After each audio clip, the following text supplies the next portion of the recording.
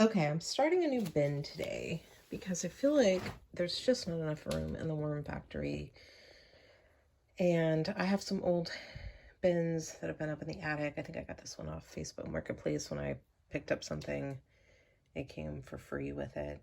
So I've gone ahead and soaked the coconut core down on the bottom. That's kind of step one. Now I'm going to take a bunch out and add in shredded cardboard and get that wet. And then the next step will be to add worms. And then the next step after that will be to add the pumpkin, because that's what's going to go in this bin. I'm going to take worms out of the worm factory and put them in here. And I just don't think I'm going to worry about processing any castings. There are so many worms in the worm factory in both levels that no one is really cooperating with. And I watched a video that was really helpful. It showed that if you can leave the top off the worm factory, that actually they'll all move down. But with 4 cats in the house, that's just not really practical. And I'm worried about bugs landing in it and all sorts of stuff. We don't have a garage. The best I could do then would be my master bathroom. It's, you reach it from the master bedroom, and that's the only way really that I could just keep control who's getting in and out, meaning the cats. I don't know that I'm ready to go that far yet, so this is kind of the next step, is to move worms over here so that they have more space. There's so many babies in the worm factory. I'm thinking everybody can just kind of spread out. Hopefully we can feed a little bit faster until the African night crawlers are big enough to really help us get through the amount of cardboard and food scraps that we have. That's really the goal, is just to get to a point where I'm only running like a week or 2 ahead on food, and the rest of it, I mean, right now I have so much in the freezer. I can be feeding worms and not throwing away. So what I have now is coconut core plus shredded cardboard mixed together. Just kind of trying to look for that perfect moisture consistency. It's not super deep. I might have got this too dry now. This is the first time I'm doing a bin. I'm really just kind of playing with it, trying to get to a point where it doesn't feel dry anymore. The cardboard's pretty much absorbing all of... The coconut core was too wet. And I just kind of keep playing with how much. I have a better idea now from running in the worm factory, how much water it takes. So I'm just trying to get to a point where it feels, it's supposed to be that if you pick up a handful and you squeeze it, you'd get a drop or 2 out. If I really push, I can get that. So I'm probably going to add still a little bit more water. There's definitely no standing water on the bottom or anything, which is, I know, one of the things you're watching for. And a little bit more water, then I'm going to add buffer, and then I'm going to add worms. Okay, I went ahead and put buffer everywhere. The goal is to try to keep the pH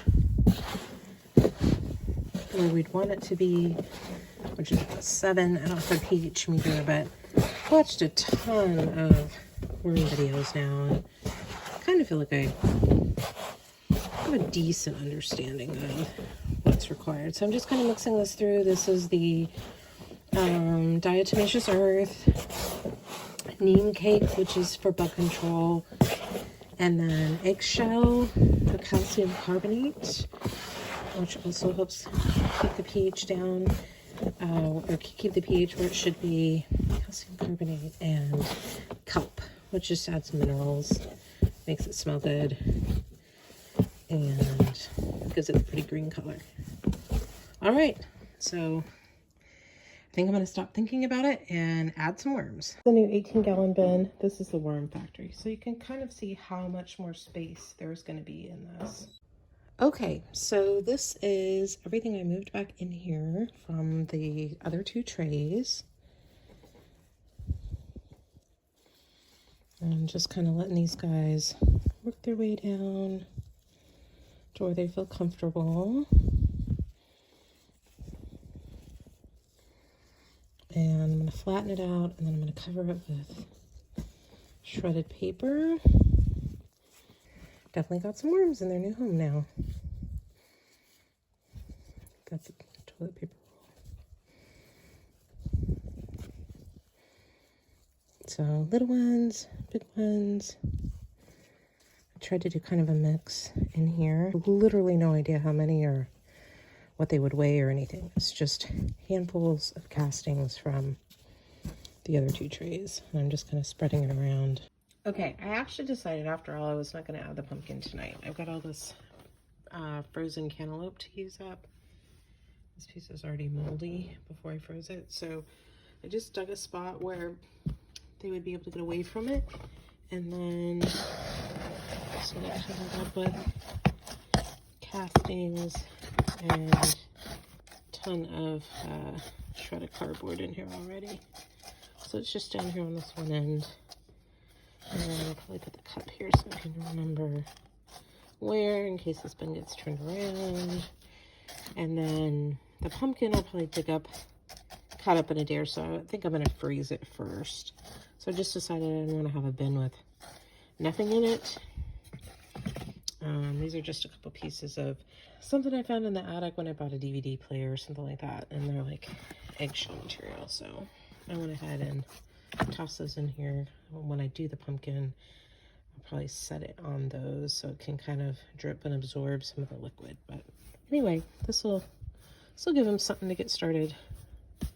It has felt for a while that there's more worm food down here than real food, because this half back from the berries back is what my daughter and I use for smoothies. And then this is cantaloupe that went bad.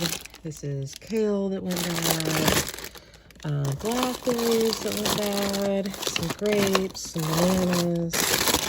So anyway, I'm trying to get through this. This is like this to be down to just whatever the worms can consume in a week is the goal, and not have so many weeks of food stockpiled, because I have this container, I have the silver container that we compost at room temperature.